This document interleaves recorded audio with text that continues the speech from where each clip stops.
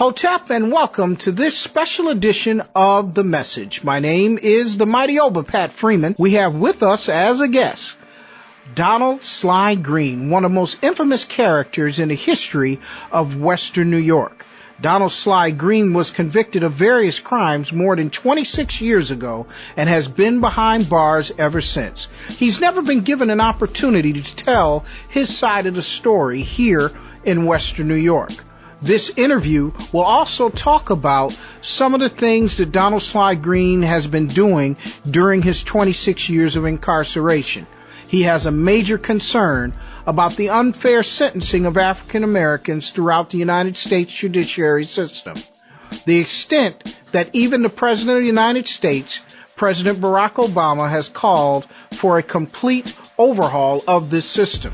The federal judiciary system within and throughout this country, as it concerns cases like Donald Sly Green, is a case in point. Donald Sly Green was given more than 4 life sentences plus 115 years. This, to me, is unfair sentencing. And unfair sentencing is a subject matter that has to be discussed when we talk about African Americans in this country. Donald Sly Green will be given an opportunity to tell his side of the story, and you make your own judgment. This is part 1, and part 2 will air next week. And I hope all of you pay close attention, and most of all, have your young people to listen to this interview, and maybe we can save them from some of the perils that have affected the life of Donald Sly Green. This is his opportunity. This is his story. I am the mighty Oba here on the special edition of The Message. Donald, you all right? Oh, yes, sir. All right. Donald Sly Green is with us here today. I want to start by asking you, how did you get involved in what you called the hustle game? I got involved in the hustle game when I was about 12 years old at a very young age. And I have like 5 brothers and 2 sisters, and my oldest brother was the vice president of a local street gang called Cold Spring Manhattan Lovers. His name was Iceberg. And I had another brother by the name of Gary and another brother by the name of Ronnie. The other brother was too really young to understand what was going on. And what my brother would do, the rest... This call is from a federal prison. Me and my other brothers would follow my older brother Iceberg and whatever he done. Now, like I said, at the time I was like 12. My other brother was like, Ronnie was like 11, and Gary, he was like 13 at the time. And so when my brother became a vice president of a gang, then me and my other little brothers would follow behind him, and we would get in the gang. And so as time went on, probably about a year or 2 as that went on, my brother stopped being in the gang, and he became a hustler. He started hustling in the streets, selling drugs. So he would give me a number like 1 and 1, my other little brother a number 2 and 2, and then Ronnie a number 3 and 3. So if he said 1 and 1, that meant bringing 1 bundle of dope. If he said 2 and 2, that meant bringing 2 bundles of dope from Gary or Ronnie. If he said 3 and 3, that meant Ronnie are bringing 3 bundles of dope. So he stopped being a gang leader. He started being a drug dealer. So as time went on, then he started hustling. He started having girlfriends, and he became a pimp. And so I had an aunt. I got 2 aunts that was prostitutes, and one of them was very pretty, and she used to have a pimp, and she stopped being with her pimp, and she would take me with her. She had a Broham Cadillac at the time. This was a long time ago. I was about 13 now. And what she would do is she would go out on Chippewa, she would go up in Niagara Falls, and she would prostitute. And what she would do is keep me inside a restaurant, and I would drink orange juice and eat candy bars and stuff like that. And every time she get money, she would bring me the money to hold for her. Then she'd take me all over the city, take me to Niagara Falls, and take me everywhere. I really didn't see anything wrong with any of this because I was so young at the time, and I really didn't understand what was going on. And it was 7 of us, So my mother was kind of young when she had so many kids. So my mother, my grandmother, and my aunt took care of all 7 of us. My grandmother took some of us, my aunt took some of us, and some of us stayed with my mother because my mother was a very young lady at that time, and she was very pretty, but she had 7 kids, so she'd be out, in bars or clubs or something, things like that, and she really didn't have time for 7 kids, I would assume. But she done the best she could under the circumstances. And so as time went on, my older brother, Iceberg, would tell us, the younger brothers, don't never tell on nobody, don't never snitch on nobody.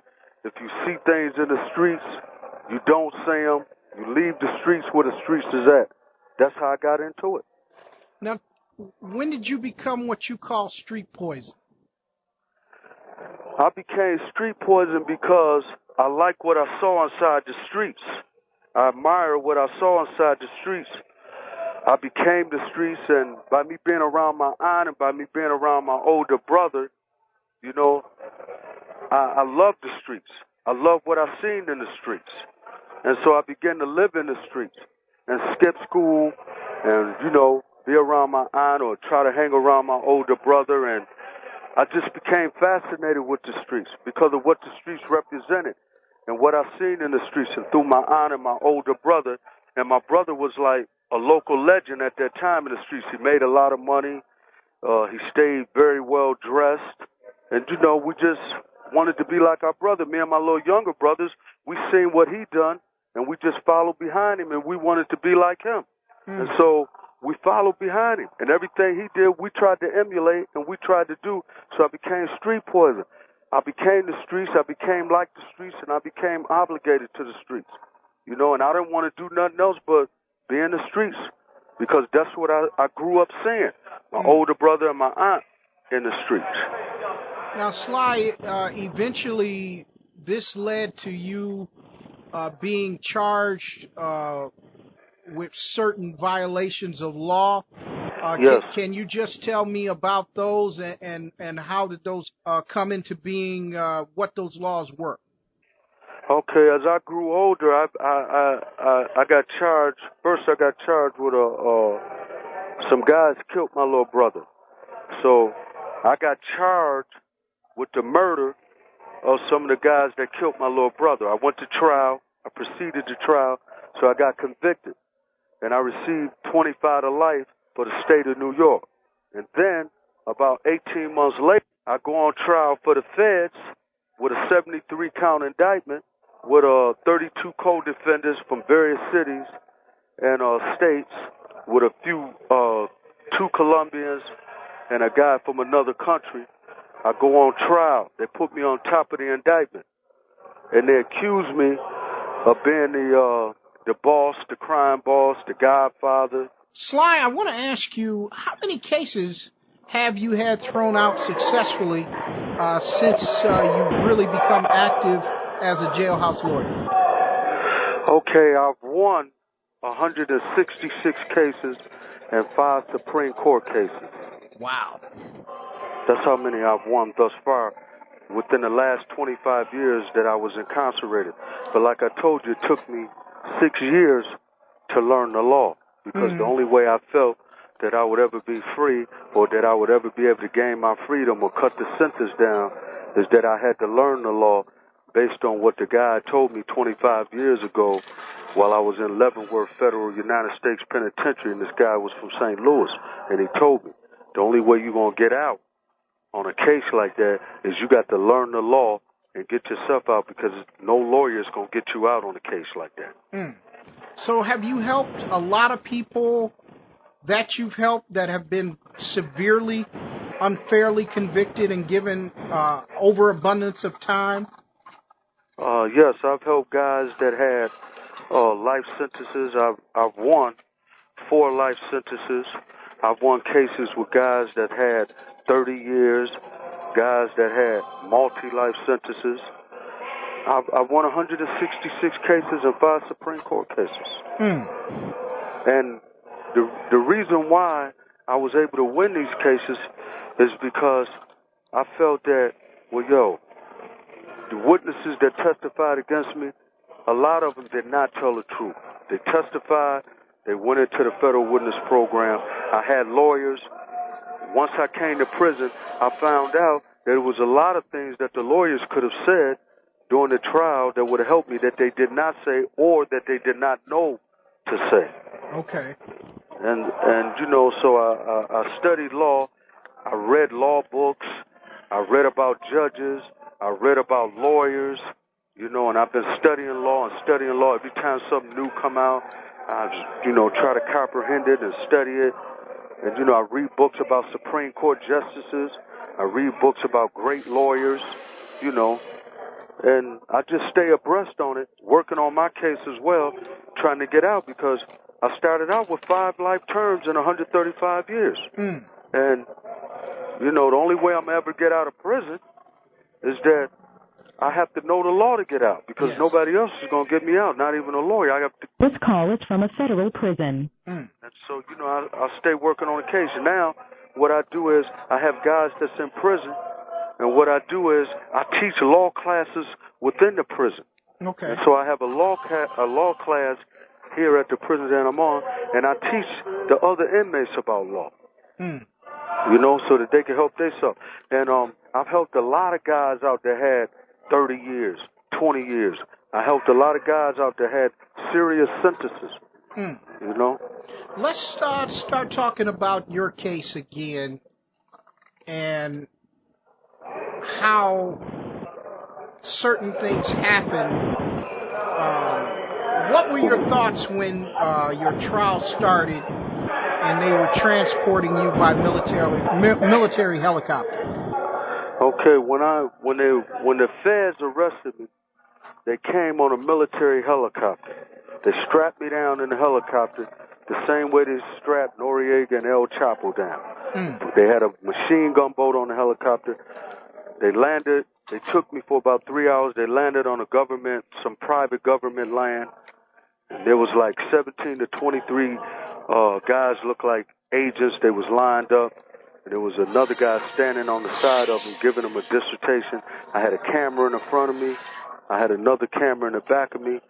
And as I'm going to the helicopter, military helicopter, I got all these guys that's in military gear standing around the helicopter. And I get on the helicopter, and one of the captain says to me, "I'm Captain such and such." You know, so he was a captain of the helicopter that he was on, or a captain in the army, or wherever he was from. So they take me to Buffalo. When I get to Buffalo, because I done landed the second time, once I get to a little town outside of Buffalo, it must have been Cheektowaga or something. Yes. They got like 17 cars lined up. They put me in one of them. You don't know which one I'm in because they got all these sirens and things like that. And they take me. And when I get downtown, I get ready. About a few months later, I go on trial. Now, once I go on trial, they got FBI by all the bus stops for a 3-mile radius. They got snipers on all the roofs and surrounding areas for a 3-mile radius. They got over 150 U.S. Marshals patrolling the trial. Now, how do I know all this? Mm-hmm. Because all this is in the transcripts, all this is in the newspaper, and they constantly saying, yo, he's being transported by military vehicles. So what they did is they called in U.S. prosecutors. They had 4 U.S. prosecutors against me. Mr. Hochul, Mr. Endler, a guy by the name of Mr. Stephenson or Stevenson, and some other guy that I don't know. But 2 of these guys was from Washington. They bring in Washington U.S. prosecutors. They call them organized task force prosecutors when they prosecute major cases. Now, even though they accuse me of being a crime boss, and even though they accuse me of consolidating drug gangs and putting them together and, you know, controlling the city and all this type of stuff, it was made up just to get me indicted. It was made up to get me convicted. They gave me more time than they gave Gotti and the Unabomber put together. They gave Gotti 100 years plus life. They gave the Unabomber 3 lives. They gave me, on the federal case, 4 lives in 110 years. They gave me more time than they gave both of them put together. And then they paid the witnesses to testify against me. Like on the state case, they paid the witness, Mr. Wright, $250,000. I never seen the guy before. Mm-hmm. Then they paid another guy to get his charges dropped. They put them in the federal witness program. It seems like everybody that testified against me, they went in the federal program and they got some benefit. And I just want to be honest with you, Pat. I sold some drugs, but man, I'm not guilty of selling no $1 billion worth of drugs. I'm not guilty of selling all the drugs that they said. I'm not guilty of 11 extortions, 9 kidnappings, multi-hits, controlling this city, that city, being in charge of 11 captains and 3 underbosses. I mean, they blew the case up, man. They made me bigger than life. That's what they did. Sly, they accuse you of selling 100 keys a month. They accused me of selling 100 keys a month. When the judge sentenced me, he held me responsible for 100 keys a month for 5 years. That's over $1 billion. Did they try to prove that, or was it just hype? They tried to prove it, but it was hype. It was media hype. That's all it was. They tried to prove that, but the judge ended up saying that, I'm giving you 100 keys a month from 1987 all the way to 1992, and gave me 100 keys a month. Accused me of being the boss, and kept saying, if you was going to be a boss, you would have been a good boss of a CEO corporation and things that. I was never a boss. You were they called you the Godfather. Yeah, they said that I was the black John Gotti of the city, that I was a black crime boss. That's what they accused me. They said that I consolidated the drug gangs and brought them all together and created a commission within the organization. They charged me with saying that I had 11 captains and 3 underbosses on me. Then they said that I had captains in other cities. They blew the case up. What was the name of the gang that they said you were running? They said I was running a LA Boys gang. I never heard of no LA Boys gang until they arrested me. Mm-hmm. I never heard of that. I never heard of anything like that until they arrested me. No such thing ever existed. Then they say I was running an organization called The Family. Then they say I was the crime boss of an organization. So they use various names. Mm-hmm. None of this ever proved. No, this wasn't proven at all. No, that was not proven. I'm just being very honest with you. Now, when you were forced to see the trial from a video room, they said you blew up in the courtroom. Was that reacting to someone that you didn't know? The reason why I was taken out of trial and put into a bullpen, and I had to watch it from upstairs in a bullpen, because the trial went on for several months. And the reason why is because I had a girlfriend of mine. Her name was Doris. This call is from a federal prison. Her name was Doris Parker, and she got up on the stand and she started saying he has so much money. I never seen that much money in my life. This is what she's saying. But I don't know she getting me charged with the Super Kingpin Act. I don't know she getting me charged with RICO Enterprise, because those are some of the elements that you get charged with large sums of money. So I jumped up and I said, Your Honor, she's a lying bitch, just like that, because those are the words that came out of my mouth, because she's lying. And I felt that, well, damn, how could you jump up there and say this when everything that I've done for you, I never disrespected you, I never crossed you or done nothing like this for you, and you getting up there and you lying for the government to help get me more time. Mm-hmm. And so I jumped up, I said that. Then I had another witness, he testifying, and he's saying that, this was a organized crime organization, and I jumped up on him. I said, Johnny's lying, because he wasn't around me in order for him to say the things that he was saying. Mm-hmm. So I became emotionally upset about some of the things that they were saying. Then I had another guy I was close to, and he was accused of being one of the captains of this so-called organization that the government created, and he was up on a stand, and he was testifying, and he was up there smiling like everything was a joke. So I jumped up and I hollered and I screamed on him and threw a water pitcher, because, Pat, I was highly upset, man. I was agitated, man, because they up on the stand, they testifying, and some things that's being said is true, but a lot of things that's being said is not true.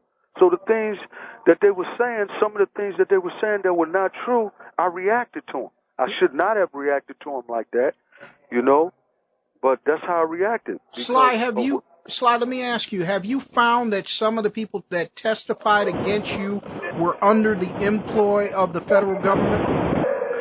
Well, some of the people that testified against me, most of them was under the influence of the federal government, and the federal government told them what to say and how to say what they said in order for those charges to stick to me, in order for the elements to meet, in order for the jury to come back with a verdict like they did, to try to prove the elements of a Super Kingpin Act, to try to prove the elements of a RICO enterprise, to try to prove the elements of a conspiracy. They gave me 4 conspiracies in one case and put me on top of the indictment and said that I'm involved in 4 conspiracies in one case with 32 co-defendants. Mm-hmm. That's impossible, man. That was impossible. So no matter if I was innocent of some of the charges or not, they already had it rigged up so that I would get convicted. And so I got kicked out of trial, and when I got kicked out of trial, I had to watch it from a monitor. But I was strapped down in the chair. The judge did let me stay strapped down in the chair, but I jumped up again because another witness started saying things that I just felt wasn't true. And they just kicked me out of trial, and I had to watch the trial from a TV monitor upstairs. It's not that it's just that I was so emotionally upset about how they just got up there and was influenced and manipulated by the government to say the things that they were saying about me, that I reacted in a way that I should have never reacted to. Sly, you know? We're going to take a short break. Be right back here on a special edition of The Message here with Donald Sly Green. Listening to him and hearing his story. We'll be back after this short break.